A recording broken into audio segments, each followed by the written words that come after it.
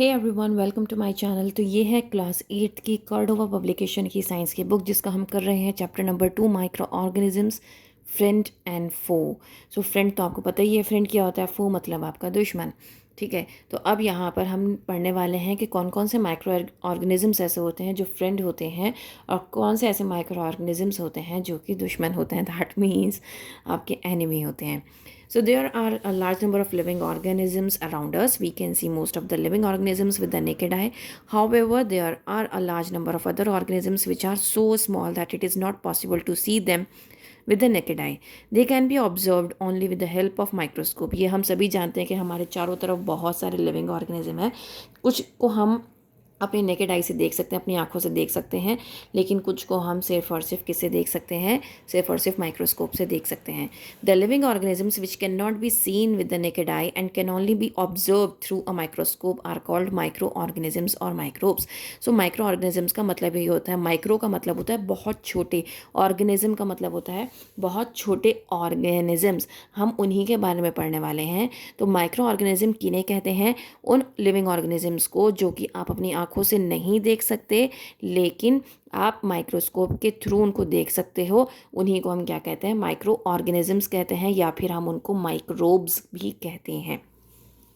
Microbes में भी unicellular और मल्टीसेल्यूलर। यूनी का मतलब होता है सिंगल सेल वाला, सेल्यूलर मीन्स सेल, तो सिंगल सेल वाले जो होते हैं वो यूनिसेल्यूलर होते हैं। मल्टी मीन्स बहुत सारे, many, so many celled organism जो होते हैं वो मल्टीसेल्यूलर होते हैं।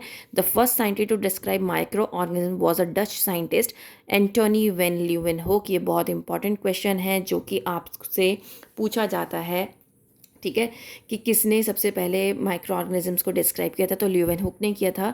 इन 1974 ही observe living cell from the first time with the help of his microscope. So 1974 में उसने पहली बार एक लिविंग सेल को देखा था अपने माइक्रोस्कोप में। The science which deals with the study of microorganisms is called microbiology, biology.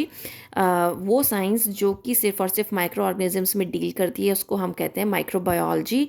The scientist who study microorganisms are called microbiologist. तो उनको हम क्या कहते हैं? माइक्रोबायोलॉजिस्ट कहते हैं। और ये होता है माइक्रो मतलब जब हम कीड़ों मकोड़ों की स्टडी करते हैं ना, तो उसको कहते हैं माइक्रोबायोलॉजी। ठीक है, अब जो इंसान इसकी स्टडी कर रहा है ना, उसको क्या कहते हैं? कि माइक्रोबायोलॉजिस्ट। ठीक है, where do microorganisms live? कहाँ पर रहते हैं माइक्रो ऑर्गेनिजम्स? हर जगह प्रेजेंट है microorganisms. Some live alone alone while others grow in groups called colonies. जब कुछ ऐसे होते हैं जो कि अकेले रहते हैं, लेकिन कुछ अगर ग्रुप में रह रहे हैं तो उनको हम कहते हैं कि ये कॉलोनीज में रहते हैं। ठीक है, they are found in every kind of environment. They are found in air, soil and in water bodies like seas, lakes and ponds. They are also found in dead and decaying organisms and even inside our bodies. अब देखो, अब मैं आपसे कहूँ कि हमारी body के अंदर माइक्रो ऑर्गेनिजम्स भी पाए जाते हैं, राइट। अब आपको बैक्टीरिया पता है, राइट। बैक्टीरिया भी क्या है? एक माइक्रो ऑर्गेनिजम्स है जो कि आप अपनी आंखों से नहीं देख सकते हैं ना। अब आपने गुड बैक्टीरिया और बैड बैक्टीरिया के बारे में डॉक्टर के मुंह से तो ज़रूर सुना होगा, अगर आपने कहीं पढ़ा नहीं है तो। अब मैं ये बात क्यों बोल रही हूँ? क्योंकि कई बार क्या होता है कि हम लोगों के पेट में बहुत ज़्यादा दर्द होता है, तो डॉक्टर क्या कहता है कि इनको ना प्रोबायोटिक्स देने की ज़रूरत है। प्रोबायोटिक्स में क्या है? बेसिकली आप याकुल्ट पीते हो, है ना, दही खाते हो, इसमें क्या है? इसमें गुड बैक्टीरिया है जो कि आपके स्टमक को हेल्दी रखने में बहुत ज़्यादा हेल्पफुल होता है। तो इसमें प्रोबायोटिक्स प्रेजेंट होते हैं, गुड बैक्टीरिया प्रेजेंट होते हैं जो कि हमारी बॉडी के लिए बहुत ज़्यादा हेल्पफुल होते हैं। तो इसीलिए कहा जाता है कि आपको अपनी डाइट में हमेशा एक प्रोबायोटिक ऐड रखना है। ठीक है, तो इसीलिए मैंने आपको ये एग्जाम्पल दिया, क्योंकि बैक्टीरिया क्या है? एक माइक्रो ऑर्गेनिज्म है जो कि हमारी बॉडी में रहता है, राइट है। नाउ हमने ये सब पढ़ लिया। They can exist in extreme conditions of temperature like droughts, in hot water springs, in desserts, polar region and marshy lands. तो अब आप देख सकते हो कि हर एक कंडीशन में, कोई भी कंडीशन हो, हर एक कंडीशन में हर जगह ये आपको मिलेंगे। ठीक है, दे survive in extreme environmental condition. ये एक्सट्रीम एनवायरमेंटल कंडीशन में भी सर्वाइव कर सकते हैं by forming a hard outer covering called cyst. अभी हार्ड आउटर कवरिंग होती है, मतलब अपने चारों तरफ एक लेयर लगा आ जाती है इनकी, जिसको हम कहते हैं सिस्ट। ठीक है, नाउ यहाँ पर एक एक्टिविटी गिवन है to show the presence of microorganisms in soil and water. यहाँ पर आपको मतलब ये एक्टिविटी ये बताना चाहती है कि हम देख रहे हैं कि सॉइल और वाटर में माइक्रो ऑर्गेनिजम्स प्रेजेंट होते हैं। Things needed a beaker, pond water, soil water, glass slides, cover slips, a microscope and a dropper. तो ये जो आपकी वाली जो एक्टिविटी है ना, ये बेसिकली आपके स्कूल में की जाएगी लैब में, जब आपको आपका टीचर कराएगा ना, क्योंकि इसमें आपको ऑब्जर्व करना होगा माइक्रोस्कोप के अंदर, क्योंकि आप पढ़ रहे हैं माइक्रो ऑर्गेनिजम्स जो कि आप सिर्फ और सिर्फ माइक्रोस्कोप के अंदर ही देख सकते हैं, है ना। तो हमने यही पढ़ा है ना। Now major groups of microorganisms. अब मेजर ग्रुप कौन कौन से हैं? अब 5 मेजर ग्रुप्स हैं। बैक्टीरिया, अगर ये सिंगल होगा तो उसको हम बैक्टीरियम बोलेंगे। वायरसेस, अगर सिंगल होगा तो हम वायरस बोलेंगे। एल्गी, सिंगुलर को हम कहते हैं एल्गा। फंजाई, सिंगुलर को बोलते हैं फंगस। प्रोटोजोआ, सिंगुलर को बोलते हैं प्रोटोजोआन। ठीक है, तो मतलब ये अगर ये प्लूरल वर्ड है इसका प्रोटोजोआ और सिंगुलर वर्ड है प्रोटोजोआ। तो इस तरीके से ये आपको डिफरेंट वर्ड्स आपको समझ में आ गए, और ये हैं मेजर ग्रुप्स हैं माइक्रो ऑर्गेनिजम्स के। Now bacteria. Bacteria are very small and the simplest living organism. बहुत छोटे होते हैं और सिंपल होते हैं। They can vary in size 0.2 to 100। अब यहाँ पर जो भी आप इन माइक्रो ऑर्गेनिजम्स के बारे में पढ़ने वाले हैं, ये इतने इंपॉर्टेंट है, इतने इंपॉर्टेंट है, मैं आपको इसकी इंपॉर्टेंस बता नहीं सकती हूँ। तो प्लीज़ अपनी कॉपी पेंसिल उठा लीजिए, या फिर अपनी पेंसिल उठाइए और इनको मार्क करना स्टार्ट कर दीजिए, क्योंकि ये आपसे पूछा जाता है। ये आपके हॉट्स में क्वेश्चंस में आ सकते हैं, तो ये प्लीज़ आप मार्क कर लें, क्योंकि ये आपको याद करना ही करना है। ठीक है, तो इनका जो साइज़ है, साइज़ आपको पता होना चाहिए। 0.2 से 100 होना चाहिए माइक्रॉन्स। एक माइक्रॉन में कितने मिलीमीटर होते हैं? तो 1/1000 micrometre, sorry. They are single celled organisms found almost everywhere. Bacteria are found in 4 different shapes. अब देखो बैक्टीरिया क्या है, आप इसके आगे लिख लो सिंगल सेल्ड है, और इसका साइज़ लिख लो यहाँ पे बस 0.2 to 100। ठीक है, उसके बाद इसके 4 टाइप्स हैं, bacilli, then cocci, then vibrio and spirilla. Bacilli rod shaped bacteria होती है, जैसे इकोली जिसको हम कहते हैं। देन कोकाई स्फेरिकल होती है, Streptococcus pneumonia. Vibrio comma shaped होती है, जिसको हम कहते हैं vibrio cholerae. Spirilla spiral shaped होती है, जिसको हम कहते हैं ट्रेपोनेमा पैलिडम। अब यहाँ पर आप जितने भी साइंटिफिक नेम देख रहे हैं, तो फर्स्ट वर्ड जो होता है साइंटिफिक नेम का हमेशा बड़ा होता है, दैट मीन्स कैपिटल लेटर होता है, और जो उसका सेकंड नेम होता है वो हमेशा स्मॉल लेटर में होता है। ये बात ध्यान रखना, अगर आपने यहाँ पर ये गलती कर दी तो आपका यहीं पर आंसर गलत हो जाएगा, भले ही आपने बिल्कुल सही लिखा हो। अगर आपने इसको भी कैपिटल में लिख दिया तो आपका ये गलत माना जाएगा, क्योंकि ये साइंटिफिक नेम्स हैं, और इसके एक रूल्स होते हैं कुछ। साइंटिफिक नेम्स जब हम लिख रहे होते हैं तो हमें ऐसे ही लिखना होता है, और साइंटिफिक नेम्स आपको याद होने चाहिए। ठीक है, नेक्स्ट आपकी आती है बात, the bacteria which need oxygen for growth are called aerobic bacteria. कुछ ऐसे बैक्टीरिया होते हैं जिनको ऑक्सीजन की ज़रूरत होती है, उनको हम एरोबिक कहते हैं। जिनको जो कि विदाउट ऑक्सीजन भी सर्वाइव कर जाता है, उनको कहते हैं हम एनारोबिक बैक्टीरिया। ठीक है, the mode of nutrition in bacteria में भी ऑटोट्रॉफिक और हेट्रोट्रॉफिक। अब मोड ऑफ न्यूट्रिशन ऑटोट्रॉफिक भी हो सकता है और हेट्रोट्रॉफिक भी हो सकता है। हेट्रोट्रॉफिक में सेप्रोफाइटिक या पैरासाइटिक। ठीक है, bacteria generally reproduce by binary fission.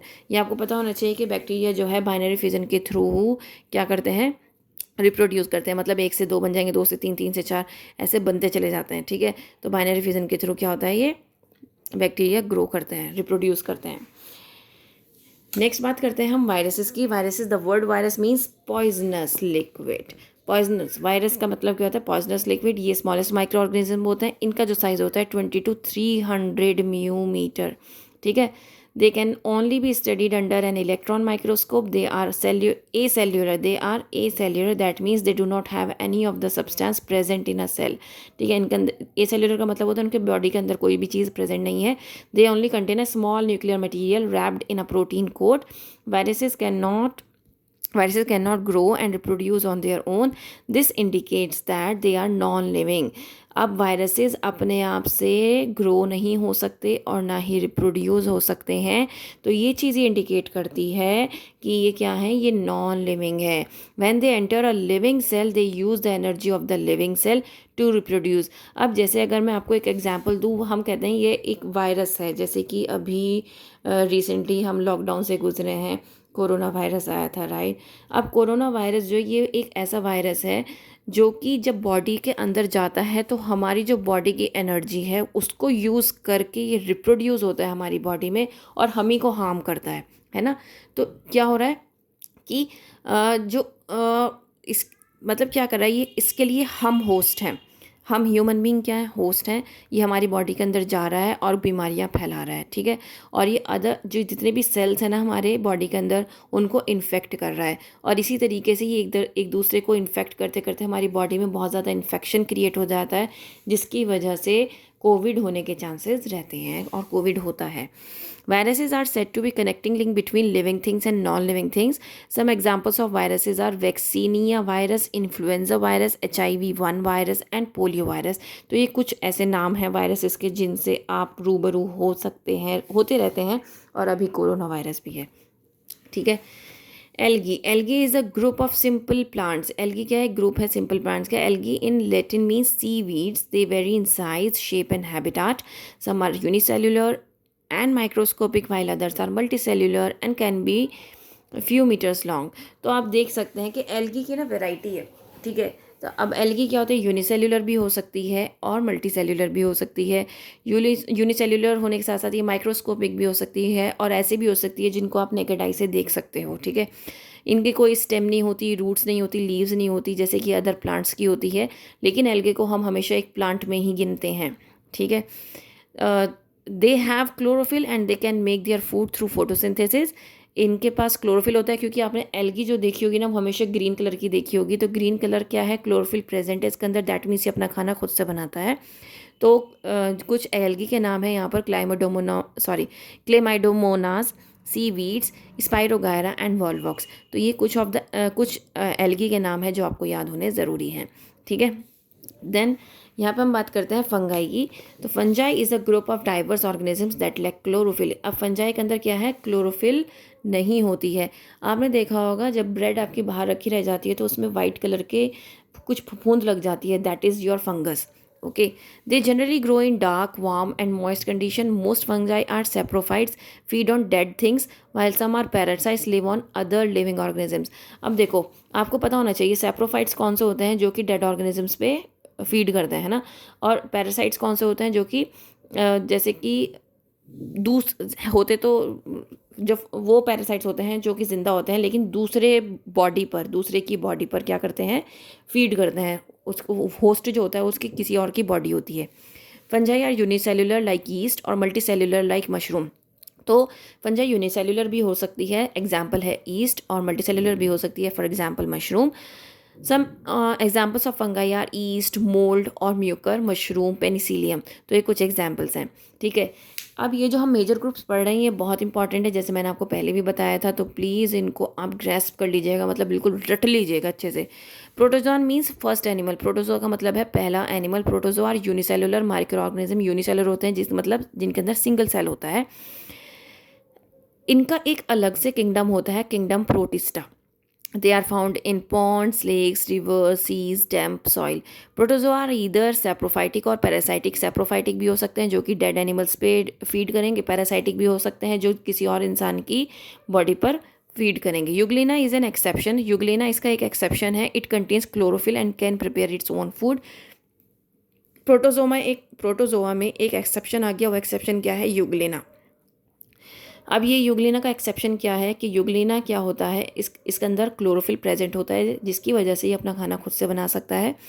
कुछ अलग एग्जांपल्स हैं प्रोटोजोआ के, जैसे कि अमीबा है, पेरेमीशियम है, यूग्लिना, सोमा। तो ये क्या है, आपके कुछ एग्जांपल्स हैं प्रोटोजोआ के। लेकिन अगर इससे आपसे पूछा जाए कि इसमें कोई एक्सेप्शन है आपका प्रोटोजोआ में, या फिर आपसे ये पूछा जाए कि यूग्लिना किसका एक्सेप्शन है, तो आपको बताना होगा प्रोटोजोआ का एक्सेप्शन है। और अगर आपको असर्शन रीज़न दिया जाएगा तो उसमें आपको रीज़न भी आपको सिलेक्ट करना पड़ेगा। देन यूजफुल माइक्रो ऑर्गेनिजम्स में हम पढ़ेंगे making of food items. Bacteria helps us in making certain food items, जैसे कि कर्ड, चीज़ और ब्रेड और पेस्ट्रीज वगैरह बनाने में हम किसका यूज़ करते हैं, हम बैक्टीरियाज का यूज़ करते हैं। जैसे लैक्टोबैसिलस क्या करता है, हमें दही बनाने में क्या करता है, हेल्पफुल होता है। Curd is form when a protein called casein present in milk. दही कब बनती है, कब जमती है, जब एक प्रोटीन होता है केसिन जो उसमें प्रेजेंट होता है, जो कि एक प्रोबायोटिक है, मैंने आपको अभी थोड़ी देर पहले बताया था। Present in milk clumps together to form solidified mass. अब ये केसिन का क्या फंक्शन होता है, उसका ये फंक्शन होता है कि ये मिल्क को एक क्लम्प्स में बना देती है, मतलब सॉलिड मास में बना देती है, जिसको हम कट करके दही को हम खाते हैं ना, है ना, लिक्विड फॉर्म में तो नहीं होती है ना दही, थोड़ी सी मास फॉर्म में होती है, क्लम्पी फॉर्म में होती है. So casein coagulation that means clump formation takes place only when the milk is acidic. ये तभी हो सकता है अगर मिल्क एसिडिक है. तो एसिडिक का मतलब या तो उसमें आपने नींबू का रस डाल रखा है या फिर जामुन डाल रखा है. अगर वो एसिडिक है तभी ये केजीन का कोगुलेशन होगा, मतलब ये क्लम्प्स बनेंगे, दही आपकी जमेगी. A spoonful of curd contains the bacteria lactobacillus which promote the formation of curd from milk, जो कि बहुत हेल्पफुल होता है. मतलब ये मैंने आपको बताया था कि ये कर्ड जो है एक नेचुरल प्रोबायोटिक है जो आपके लिए एक गुड बैक्टीरिया है जो कि हमारी बॉडी में जाता है, लैक्टोबैसिलस, और हमें हेल्प करता है. हमारे स्टमक की जो प्रॉब्लम्स होती हैं वो नहीं होती हैं. आपको पता होना चाहिए कि जब छोटे बच्चे को कोई भी पेट की तकलीफ़ होती है तो या तो डॉक्टर कहता है कि आप इसको दही लस्सी पिलाइए या फिर याकुल्ट पिलाइए, या फिर वो अगर मेडिकेशन दे रहा है ना, सिरप दे रहा है, तो उसमें आप चेक करिएगा, अगर आपने अभी तक नहीं चेक किया है अपने छोटे भाई बहन का, कि उसमें लैक्टोबैसिलस ज़रूर होता है. ठीक है, तो वो क्यों दे रहा है? वो आपको बैक्टीरियाज ही दे रहा है, गुड बैक्टीरिया ही दे रहा है ताकि आपका पेट जो वो सही रहे. ठीक है, तो ये जो इक्वेशन है ये आपको याद करनी पड़ेगी, that is important. Okay. Cheese and paneer are also made by the action of bacteria lactobacillus and streptococcus on milk. अब चीज़ और पनीर भी कैसे बनाए जाते हैं? लैक्टोबैसिलस और स्ट्रेप्टोकोकस ये दो बैक्टीरिया होते हैं जिनकी मदद से हम क्या कर सकते हैं? चीज़ और पनीर बना सकते हैं. दही किससे बनती है? लैक्टोबैसिलस से. चीज़ और पनीर किससे बनता है? लैक्टोबैसिलस और स्ट्रेप्टोकोकस से. ठीक है, तो आपको ये चीज़ ध्यान रखनी है, ये याद करने वाली चीज़ें हैं. Now bacteria act upon tough meat and make it soft. Bacteria मतलब हार्ड मीट पे भी एक्ट करता है और उसको सॉफ्ट बनाता है. This process called tenderization of meat, मतलब टेंडर करना, उसको सॉफ्ट करना. Yeast cells are used in the baking industries for making breads, pastries and cakes. For baking bread, yeast along with the little sugar is mixed with flour to make dough. The dough is kept in a warm place. The yeast uses sugar present in the dough as food. During the breakdown of sugar, carbon dioxide and alcohol are formed. This process is called fermentation. तो अब ये जो process हो रहा है इसने क्या किया, हम जब कोई भी डो बनाते हैं तो उसमें हम ईस्ट के साथ थोड़ी सी चीनी डालते हैं. अब ये चीनी डालने का मकसद क्या होता है कि ईस्ट जो है, शुगर जो प्रेजेंट होती है उसको क्या करता है, उसको ब्रेक डाउन करता है. ठीक है, और उसकी वजह से क्या होता है, आपका जो डो है ना वो फूल के ऊपर की तरफ आता है. और ये जो फर्मेंट हो रहा है, बेसिकली आपका जो डो है वो फर्मेंट हो रहा है. इसी प्रोसेस को हम क्या कह रहे हैं? फर्मेंटेशन कह रहे हैं. The dough rises due to carbon dioxide. क्यों कार्बन डाइऑक्साइड कैसे बन रही है? क्योंकि वो जो ईस्ट है ना वो शुगर को यूज़ कर रही है, उसका ब्रेक डाउन कर रही है, जिसकी वजह से कार्बन डाइऑक्साइड बन रही है. When this dough is use to make bread and is baked, carbon dioxide escapes from the loaf making it light and fluffy. अब जब हम इसका डो बनाते हैं, इसको बेक करते हैं, ब्रेड बनाते हैं, तो ये कार्बन डाइऑक्साइड गायब हो जाती है, जिसकी वजह से क्या होता है, हमारी जो ब्रेड होती है वो बहुत फ्लफ़ी बनती है. Yeast is also used in day-to-day household food items like idli, dhokla and dosa too. For making idli and dosa, the mixture of ground rice and dal is first allowed to stand for a few hours. This mixture rises and becomes sour due to the growth of yeast cell. अब आपने अगर घर पे हम सभी लोग डोसा बनाते हैं, हम डोसा बनाने के लिए क्या यूज़ करते हैं? हम दाल का यूज़ करते हैं और राइस का यूज़ करते हैं.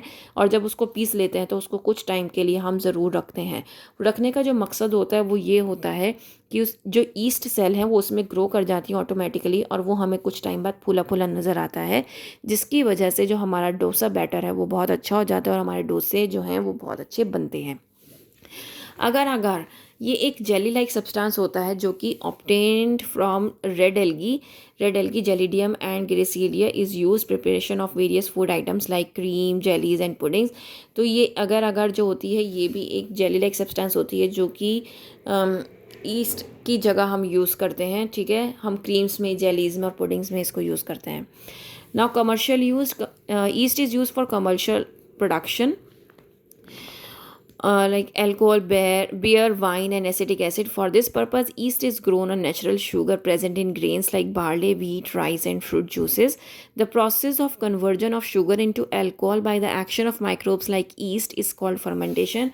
ये जो फर्मेंटेशन का प्रोसेस है कि उसने ईस्ट ने शुगर को यूज़ किया, उसको ब्रेक डाउन किया कार्बन डाइऑक्साइड और अल्कोहल में, उस प्रोसेस को क्या कहा जाएगा? फर्मेंटेशन कहा जाएगा. अच्छा, ये जो ब्रेक डाउन हो रहा है किस वजह से हो रहा है? माइक्रोब्स जो प्रेजेंट है की वजह से हो रहा है, वो एक एक्शन कर रहे हैं जिसकी वजह से ईस्ट जो है वो शुगर को यूज़ कर रही है, कन्वर्ट कर रही है, आई मीन ब्रेक डाउन हो रही है, और उसको किस में ब्रेक डाउन हो रही है, कार्बन डाइऑक्साइड और अल्कोहल में। और ये जो भी आपका डो है या कोई भी चीज़ है उसको फर्मेंट कर रही है, इस प्रोसेस को हम कहेंगे फर्मेंटेशन। नाउ लुइस पास्चर में फर्मेंटेशन का प्रोसेस दिया था 1857 में। ठीक है, अभी हमने दो साइंटिस्ट के बारे में पढ़ा, एक ल्यूवेनहुक के बारे में पढ़ा और एक हमने लुइस पास्चर के बारे में पढ़ा। ठीक है, some bacteria are used in the production of coffee and tobacco. कुछ ऐसे बैक्टीरियाज भी होते हैं जो कि कॉफ़ी प्रोडक्शन में या टोबैको प्रोडक्शन में यूज़ किए जाते हैं। Some bacteria take part in the production of certain acids like lactic acid, citric acid and acetic acid।